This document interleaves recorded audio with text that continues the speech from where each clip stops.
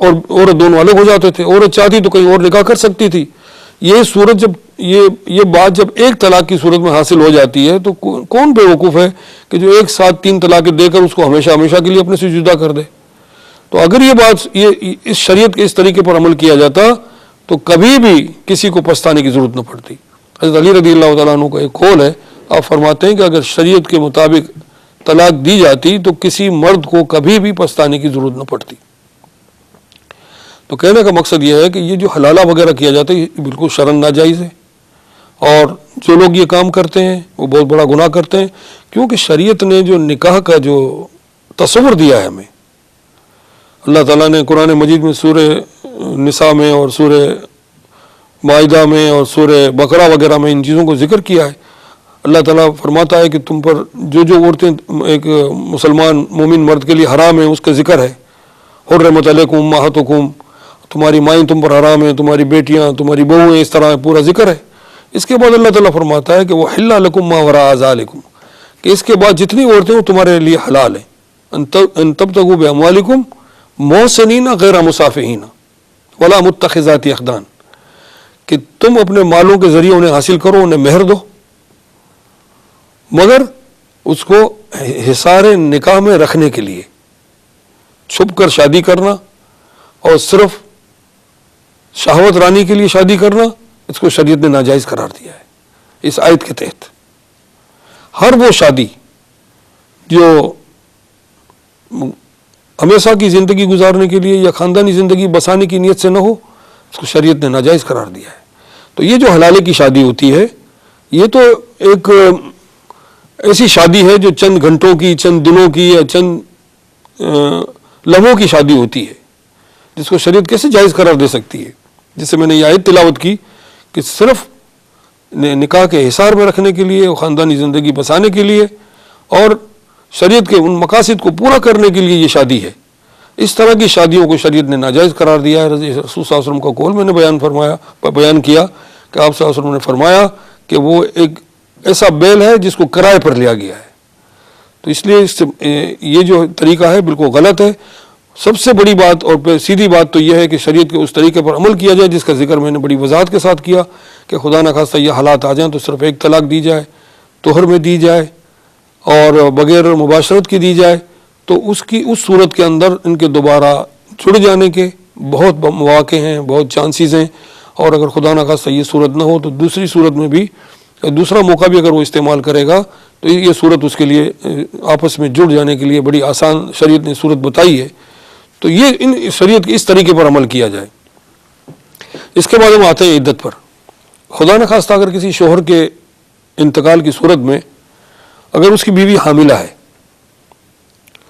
تو اس کے وضع حمل پر اس کی عدت ختم ہو جائے گی. چاہے صبح 10 بجے کسی کے شوہر کا انتقال ہوا اور 10:30 بجے اس کے بچہ پیدا ہو گیا تو اس کی عدت ختم.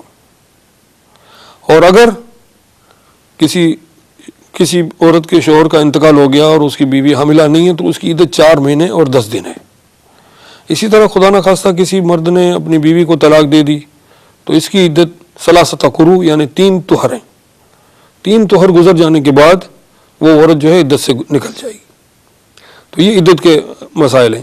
دوسری بات یہ کہ اگر خدا نخواستہ کسی کی شادی ہوئی, نکاح ہوا اور وہ اپنی عورت کو خلوت سے پہلے ہی طلاق دینا چاہتا ہے تو اس کی عورت پر کوئی عدت نہیں ہے کیونکہ وہ اس سے ملا ہی نہیں ہے. تو اس صورت میں وہ عورت اس کی طلاق دیتے ہی وہ آزاد ہو جائے گی اور اس کو عدت گزارنے کی کوئی ضرورت نہیں پڑے گی. اور اللہ تعالیٰ آگے فرماتا ہے کہ اگر خدا نخواستہ کسی مرد نے اپنی بیوی کو طلاق دے دی, اس عورت جو ہے وہ حاملہ ہے, ابتدائی اس کے دن ہیں, تو اللہ تعالیٰ نے یہ ناجائز قرار دیا ہے اور عورت کو حکم دیا ہے کہ اپنے حمل کو وہ نہ چھپائے, کیونکہ اس کے حمل سے بہت سی چیزیں وابستہ ہیں. اگر اس کے یہاں بچہ پیدا ہوتا ہے تو اپنے باپ کا وارث بنے گا, اور اگر وہ عدت گزر جاتی ہے اور اپنے حمل کو چھپاتی ہے تو ممکن ہے اس پر کوئی الزام لگے, کوئی تہمت لگے. اس لیے اگر کسی کے پیٹ میں کوئی حمل ہے تو اسے چاہیے کہ وہ اس کو ظاہر کر دے. اس میں بڑی مصلحتیں ہیں اور ان مصلحتوں کے مد نظر رکھتے ہوئے شریعت نے یہ کہا ہے کہ عورت اپنے حمل کو نہ چھپائے. یہ ساری چیزیں تھیں. اس کے بعد جیسے میں نے پہلے بھی عرض کیا تھا کہ اللہ تعالیٰ فرماتا ہے کہ اگر طلاق کی صورت میں بھی عورت پر احسان کیا جائے، مگر ہمارے معاشرے کا حال تو یہ ہے کہ جب عورت ہمارے نکاح میں ہوتی ہے اس وقت بھی ہم اس کے حقوق ادا نہیں کرتے، اس کی مالی مدد نہیں کرتے، اس کے جو ہمارے ذمے جو اس کے حقوق ہیں اس کو ادا نہیں کرتے. اور شریعت جس کے ہم نام لیوا ہیں اور اللہ اس کے رسول پر ایمان لائے ہیں، وہ شریعت ہمیں یہ کہتی ہے کہ طلاق کی صورت میں بھی آپ احسان کر کے اسے جانے دیں. اور آگے اللہ تعالیٰ فرماتا ہے کہ وَلَا يَحِلُّ لَكُمْ أَن تَأْخُذُوا مِمَّا آتَيْتُمُوهُنَّ شَيْئًا.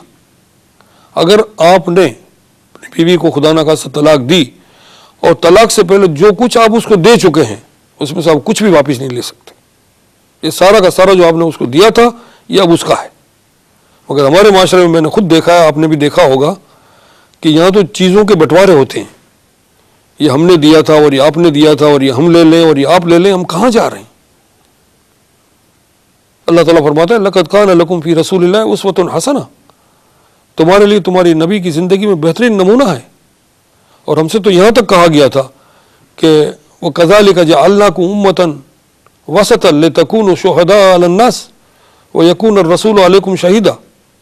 کہ ہم نے تم کو ایک امت وسط بنا کر بھیجا ہے تاکہ آپ لوگوں پر گواہ بنیں. ایک طرف رسول صلی اللہ علیہ وسلم کی زندگی ہمارے لیے نمونہ ہے اور ہمیں کہا جا رہا ہے کہ آپ رسول صلی اللہ علیہ وسلم کی اس نمونے پر چلیں تاکہ لوگوں کے لیے آپ گواہ بنیں.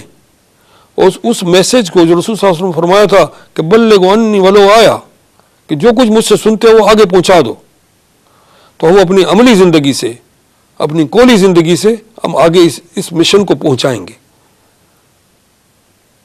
اسی صورت میں ہم اس دین کے وارث، رسول صلی اللہ علیہ وسلم کے ماننے والے، اللہ کی کتاب کے ماننے والے قرار پائیں گے. جب ان چیزوں سے ہم الٹے راستے کی طرف جا رہے ہوں گے تو بے شک ہم اللہ کو مانتے ہیں، اس کے رسول کو مانتے ہیں، اس کی کتاب کو مانتے ہیں، مگر معاف کیجئے ہم ان کی نہیں مانتے، ان کو مانتے ہیں. ہمیں چاہیے کہ ہم دین کا علم حاصل کریں. ہم اپنی جو زندگی، ازدواجی زندگی کا تعلق کس گھر سے نہیں ہے، ہر گھر سے ہے.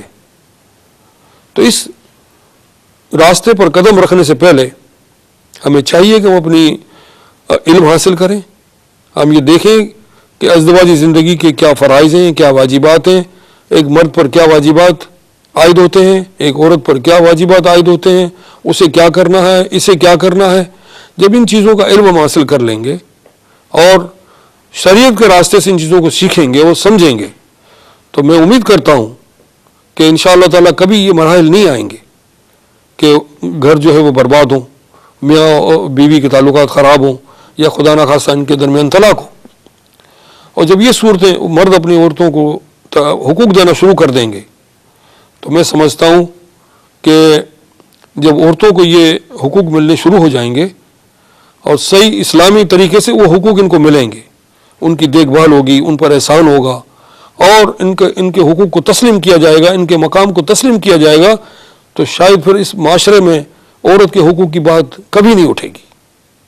یہ مظلوم اسی لیے اپنی آواز کو اٹھاتی ہے کہ اس کے حقوق کو غصب کر لیا گیا ہے، اس کو ستایا جاتا ہے، اس کو پریشان کیا جاتا ہے. اور یہ ساری چیزیں جہالت کی چیزیں ہیں، شریعت کا اس سے کوئی تعلق نہیں ہے. اگر واقعی ایک شخص مومن ہے اور اللہ اس کے رسول صلی اللہ علیہ وسلم کے فرما بردار ہے تو وہ اپنی بیوی کو ایسے حقوق دیتا ہے کہ وہ بیوی سوچنے لگتی ہے کہ شاید میں اتنے حقوق مجھے کبھی نہ ملتے اگر میں مسلمان نہ ہوتی. جسے میں نے اپنے پچھلے پروگرام میں بھی ایک سنگاپورین لڑکی کی بات کی تھی، تو یہاں پر پھر میں اس بات کو دہراتا ہوں کہ مسلمان مردوں کو چاہیے کہ وہ اپنی جو ان کے ذمے جو حقوق عائد ہوتے ہیں اس کو پورے طور پر ادا کریں. کیونکہ اگر ایسی صورت، اگر اس میں کوتاہی کی جائے گی تو یہ عورتیں مجبور ہوں گی کہ وہ بیچاری کام کاج کے لیے بھی اور اپنی کفالت کے لیے بھی اپنے گھروں سے نکلیں گی، اور اس صورت میں جب ان پر ملامت کی جائے گی تو میں یہ سمجھتا ہوں کہ اس میں قصور مرد کا ہوگا، اس بیچاری عورت کا نہیں ہوگا.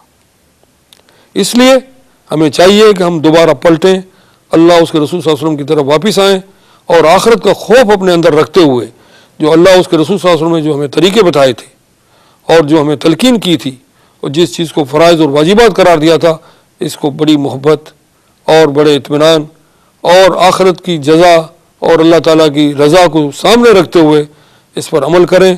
انشاءاللہ مجھے امید ہے کہ ہم اپنے ایسے خاندانوں کو وجود میں لائیں گے جو ایک بہترین قوم بنے گی، اور جب یہ قوم اپنے گھر سے درست ہوگی، اس کی تربیت ہو چکی ہوگی، تو یہ قوم دنیا کی قیادت کرے گی۔ امید کرتا ہوں کہ اللہ تعالی ہم سب کو ہدایت عطا فرمائے۔ وآخر دعوانا ان الحمد للہ رب العالمین۔ هو الله الذي لا إله إلا هو الرحمن الرحيم الملك القدوس السلام